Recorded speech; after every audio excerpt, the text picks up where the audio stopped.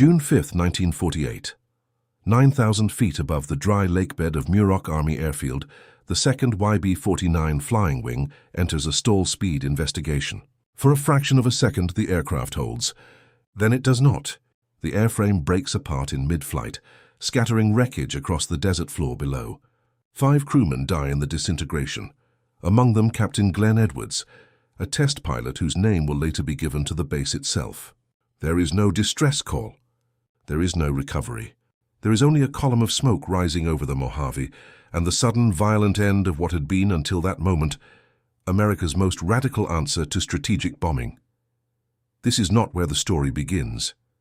It is only where it becomes irreversible.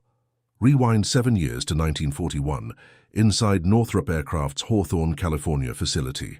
Jack Northrop has built his career on a single, elegant argument that a conventional aircraft wastes enormous energy dragging a fuselage and tail assembly through the air, structures that generate no lift of their own and exist purely to carry the payload and stabilize the machine.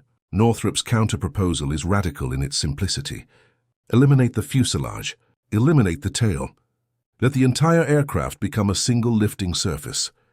In theory, the result is an airframe of exceptional range and efficiency, a bomber capable of reaching targets no conventional design could touch. By the war's end, 2 designs have emerged from this obsession.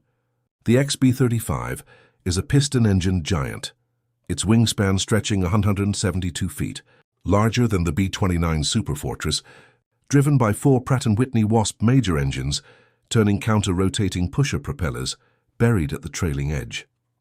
Alongside it sits the XB-49, the same airframe re-engined with 8 Allison J-35 turbojets, embedded directly within the wing structure itself. The Army Air Forces order 13 YB-35 service test aircraft. Contracts for 200 production bombers are discussed as early as 1944. On paper, at the planning tables in Washington, this is not a program. It is the future of American air power. The desert does not care about paper. At Muroc on 25th of June 1946, the XB-35 lifts off the dry lake for the first time.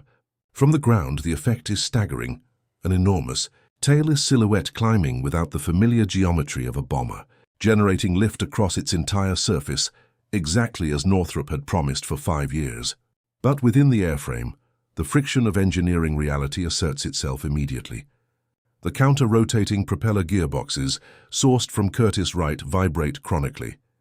They fail repeatedly, grounding the aircraft again and again through 1946 and into 1947. Of the 13 YB-35 airframes under contract, only 2 ever fly in piston configuration. $22 million has been spent to produce a bomber that cannot reliably finish a test flight. The jet conversion appears briefly to offer salvation. On 21st October 1947, the first YB-49 climbs away from Muroc's long runway. In the cockpit, test pilots report something genuinely unexpected. In stable, level flight, the aircraft is pleasant to handle, responsive, capable of speeds exceeding 493 miles per hour, remarkably fast for a bomber of its era. Long-range performance trials suggest an intercontinental reach no operational American bomber can match. The Air Force, cautiously encouraged, authorizes a transcontinental publicity flight in February 1948. The YB-49 flies from Muroc to Washington, D.C. and back, its average speeds impressing even the skeptics inside the Pentagon. For a moment, the macro-level calculus favors Northrop. Strategic Air Command needs range. The flying wing offers range. The politics of procurement for once seem to align with the engineering. Then the aircraft is asked to do the one thing a strategic bomber must do above all else: fly a straight, unwavering line during the final minutes of a bomb run. It cannot. Without a conventional tail to damp oscillation, the YB-49 hunts constantly about its own vertical axis, a persistent side-to-side motion pilots call Dutch roll. In a fighter or a transport, this might be tolerable. Against the Norden bomb site and the newer equipment entering service in 1948, both of which demand precise, sustained heading control, it is close to disqualifying. Test reports filed at Muroc between late 1947 and early 1948 note, with growing consistency, that bombing accuracy from the platform is unacceptably poor. Brigadier General Albert Boyd, commanding the Air Force Flight Test Center, flies the aircraft himself and records his dissatisfaction without ambiguity. The yaw instability of this aircraft renders it unsuitable as a stable bombing platform under operational conditions. Then, June 5, 1948, the second YB-49 comes apart over the lake bed. The precise cause is never conclusively established. Structural failure, an unrecoverable departure from controlled flight, and pilot error are all advanced as competing explanations. But the effect on the program is immediate and total. What had been an aircraft with a serious accuracy problem is now an aircraft with a body count. The Air Force's decision is no longer purely technical. Two rival designs sit on the table. The Convair B-36 Peacemaker, a conventional six-engine giant, unglamorous but proven, is already entering production. The Boeing B-47 Stratojet, a swept-wing jet bomber of genuinely revolutionary performance, first flew in December 1947 and is demonstrating exceptional promise with none of the flying wing's instability. Against these two alternatives, the calculus is straightforward. In April 1949, Secretary of the Air Force Stuart Symington cancels the flying wing program in its entirety. The decision is final. It is also swift. What follows is not simply cancellation, it is erasure. 11 surviving airframes, YB-35s, YB-49s, and the partially assembled YRB-49A reconnaissance variant are ordered scrapped. At Hawthorne and at Muroc, between 1949 and 1950, heavy equipment crushes the airframes into aluminum, sold afterward for scrap at prevailing metal prices. The destruction does not stop at the aircraft. Many of the specialized jigs, tooling fixtures, and manufacturing templates that Northrop's engineers had developed across nearly a decade of work are destroyed alongside them.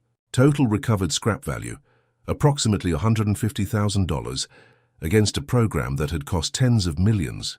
Jack Northrop, who had given 15 years to this vision, watches the demolition of his life's work. He does not accept the official explanation quietly. Northrop later alleges, an allegation never conclusively refuted, that General Joseph McNarney, the Air Force's procurement chief, had personally demanded Northrop Aircraft merge with Consolidated Vultee, Convair, the very manufacturer of the competing B-36, as a precondition for continued flying wing contracts.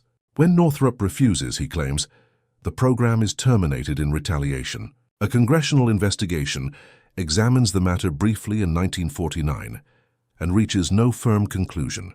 Aviation historians have argued the question ever since. Was the flying wing killed by aerodynamics or by boardroom leverage disguised as procurement policy? Of the 11 principal airframes built, not one survives in flying condition. A single section of YB-49 wing, retained for static load testing, eventually reaches the Western Museum of Flight in Torrance, California, the largest physical fragment of the entire program left on Earth. Engineering drawings and photographic records survive in the archives of the National Air and Space Museum and the Air Force Historical Research Agency at Maxwell Air Force Base. Paper outlives. Metal 31 years pass. In 1980, Jack Northrop is 85 years old, confined to a wheelchair following a stroke. He is brought under classified briefing conditions into a secure Northrop facility and shown early design work on an aircraft that does not yet have a public name. It will become the B-2 Spirit.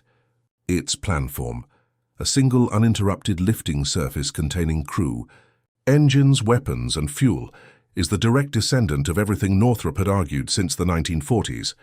He reportedly weeps during the briefing. He dies the following year in February 1981. The B-2, which first flies on 17th July 1989, solves what 1948 could not.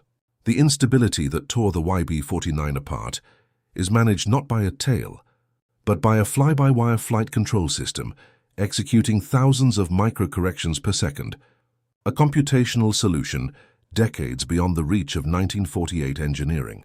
And the very feature that once threatened to kill Northrop's bombing accuracy, the total absence of a vertical tail, turns out to be the flying wing's greatest strategic asset.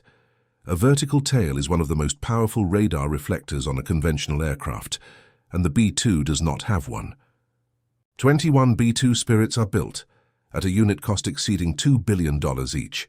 20 remain in service today, flying from Whiteman Air Force Base, Missouri. The literal vindication of an idea crushed for scrap in a California lot 75 years before. Debriefing assessed strictly on operational and procurement grounds, the Flying Wing program's termination reflects 3 converging failures and 1 unresolved question.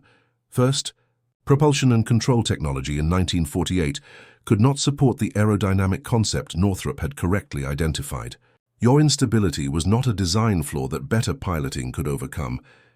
It was a structural limitation of tailless configurations that would not be solved until fly-by-wire systems existed, roughly 3 decades later. Second, the fatal accident of 5th of June 1948 removed any institutional tolerance for further development risk, regardless of the aircraft's genuine performance advantages in range and speed. Third, competing designs, the B-36 and particularly the B-47, offered lower operational risk with performance profiles the Air Force understood and trusted, making cancellation the fiscally and politically rational choice in an era of collapsing post-war defense budgets. The fourth factor remains, and will likely always remain, unresolved. Whether corporate pressure to merge with Convair accelerated a cancellation that pure engineering assessment alone might have delayed. Northrop's allegation was never proven. It was also never disproven. What is certain is this: the concept was correct decades before the technology existed to execute it, and the aircraft's true vindication would take 40 years, and the death of nearly everyone who built it, to arrive.